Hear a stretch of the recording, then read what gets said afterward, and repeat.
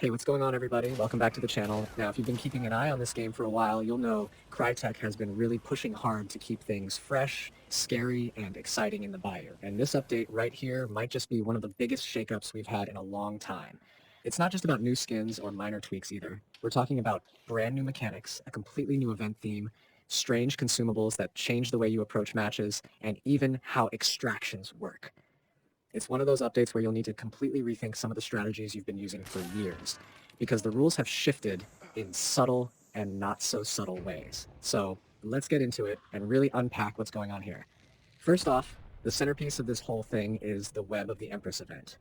The entire vibe is built around spiders, corruption, and dark tarot themes, which already makes sense for Hunt because the game thrives on that mix of Southern Gothic and body horror.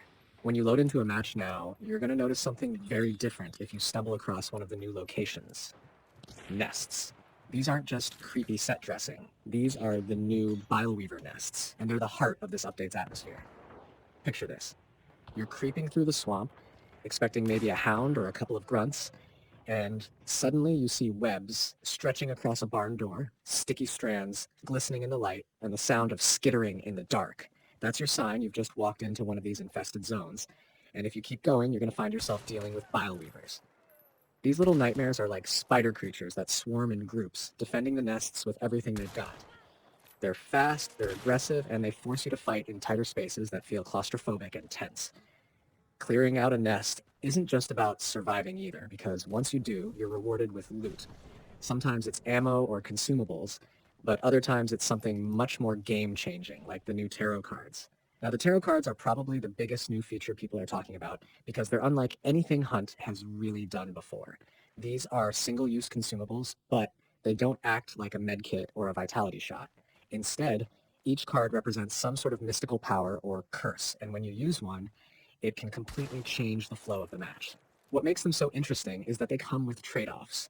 Some give you an incredible advantage, but they might also harm you or force you into a risky situation. For example, one of the cards called the Tower is brutal. You use it and it sends out a blast that kills monsters and damages enemies in a radius, but the catch is your hunter bursts into flames.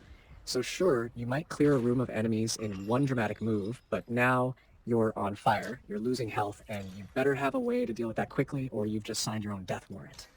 Another one, the Chariot, is tied directly into one of the other new systems, extraction points. This card actually lets you swap which extraction points are locked or unlocked on the map. That might sound like a small tweak, but in Hunt Showdown, where positioning and escape routes are everything, suddenly flipping the script on where people can leave can give you a huge tactical edge, especially late game when hunters are carrying bounties and panicking to get out. And then there's the Empress card, which is kind of a fan favorite because it gives you traits like Catalyst and Necromancer, along with some random scarce or burn traits. It's almost like a mini perk overhaul in the middle of a match. If you play smart with it, you can use the Empress to completely redefine what your hunter is capable of right on the fly. And that's just scratching the surface. There are 12 cards in total, each with their own personality, risks, and rewards. The other thing worth pointing out is how you actually get these cards. You can't just buy them in the menu before a mission. They're things you have to earn or stumble across during play. Clearing out a Bileweaver nest usually gives you a few.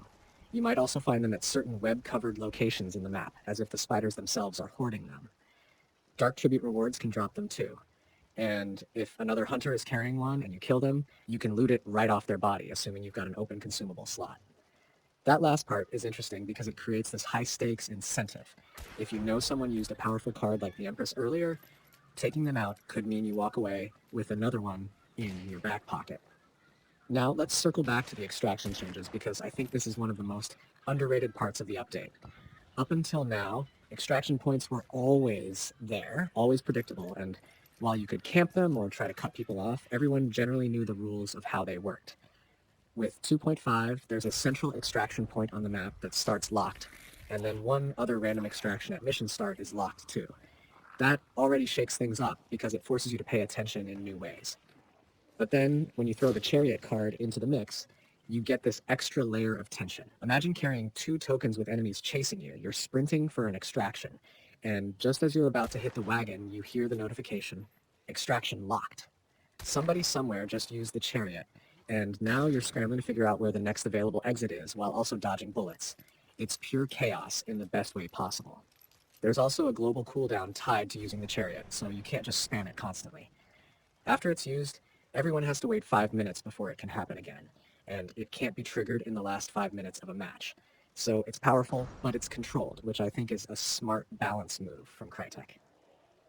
Speaking of balance, the update also comes with a bunch of improvements under the hood. They've reworked melee combat to feel smoother and more reliable, which is a welcome change because Hunt has always been a game where melee sometimes felt a bit clunky. Traits have been adjusted, weapons rebalanced, and matchmaking got some much-needed love. Duos can now actually queue with a random third player, which opens the door for trios even if you don't have a full squad ready. Solos can be matched against other solos, or sometimes paired against duos, which should help with fairness and variety. On top of that, they've improved the nav mesh system that controls how enemies move around the map, making AI pathing more consistent even when missions generate with slightly different layouts. All of this might sound like small quality of life stuff, but when you're playing a game that lives or dies on tension, every little improvement to AI or movement makes the experience that much better. But the new content doesn't stop there. This update also comes with a brand new 38-level battle pass. Love it or hate it, the pass gives you extra rewards to chase, cosmetics to show off, and more things to grind. Personally, I like having those layered objectives because hunt matches are already full of unpredictable moments, so adding another progression system keeps me coming back. And yes, we've got new legendary hunters introduced in this update too. The Empress, the Hanged Man, and Stormseer are the standouts, each bringing their own look and vibe to the roster. If you care about the roleplay or just looking intimidating in the bayou, these characters are going to be worth picking up. Thematically, I think this is one of the strongest updates they've done. Hunt has always had a horror backbone, but the spiderweb, tarot card energy of this event takes it to another level. You can tell they really leaned into the occult side of things. Even just hearing the names of the tarot cards adds this mystique. Death, the Empress, the Tower. You pop one in a match, and it feels like you're meddling with forces you don't fully understand, which fits perfectly with the world Hunt has built since the beginning. It's not just guns and monsters. It's about the sense that the bayou itself is alive with corruption and mystery. And let's not forget about new player experience. They actually added a trainee mode to help people who are brand new to the game get their footing before being thrown into matches with hardened veterans. That's been a big request for a while because as much as I love Hunt, it is not the most forgiving game for beginners.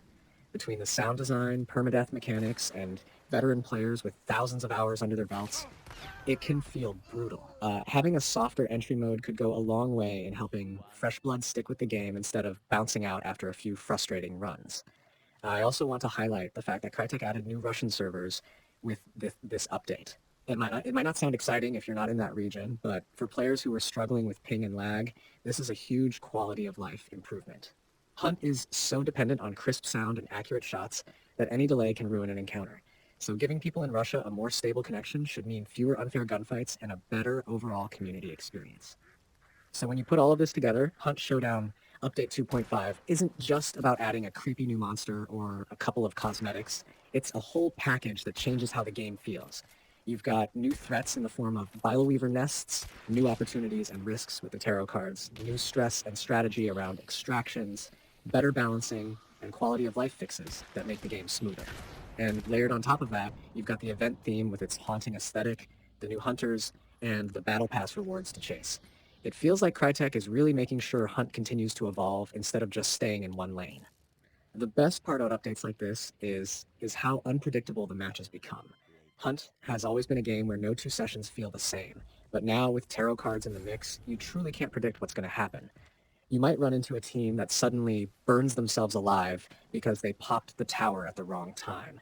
You might be racing for extraction only to realize the chariot just locked your exit. Or you could take down a team and find a powerful card on their body that completely changes your endgame strategy.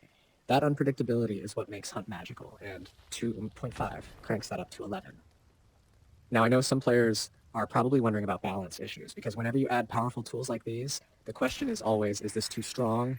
Is it fair? Is it going to break the game?